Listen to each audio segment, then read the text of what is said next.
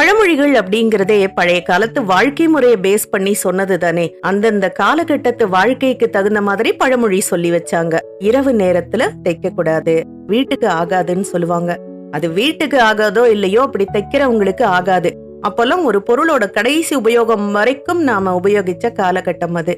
ஒரு துணியை மடிச்சு தைச்சாலோ அல்லது பிடிச்சு தைக்கணும்னாலோ, சின்னதா ஏதாவது தையல் விட்டுச்சு அல்லது கிழிஞ்சு போச்சு அப்படின்னாலோ, வீட்டுல அம்மாவோ அல்லது அக்காவோ சின்ன சின்ன தையல் ஆல்ட்ரேஷன்லாம் அவங்களே பண்ணிடுவாங்க கைத்தையல் மூலமாவே.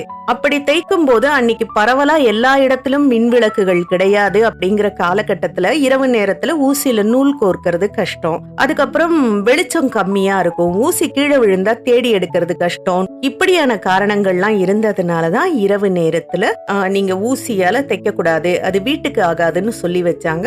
சோ இப்படி காலம் கருதி சொல்லப்பட்ட ஒரு பழமொழிதான் அது. இன்னைக்கெல்லாம் எக்ஸ்க்ளூசிவா தையல் மிஷின்ல அந்த துணி தைக்கிற பகுதிக்கு மட்டும் லைட் போட்டு தைக்கக்கூடிய அளவுக்கு வந்துருச்சு. நைட்டும் பகலுமா முழிச்சு தைச்சாதானே பண்டிகை காலங்கள்ல துணி தைச்சு கொடுக்க முடியும். சோ இந்த காலகட்டத்துக்கு இந்த பழமொழி பொருந்தாது.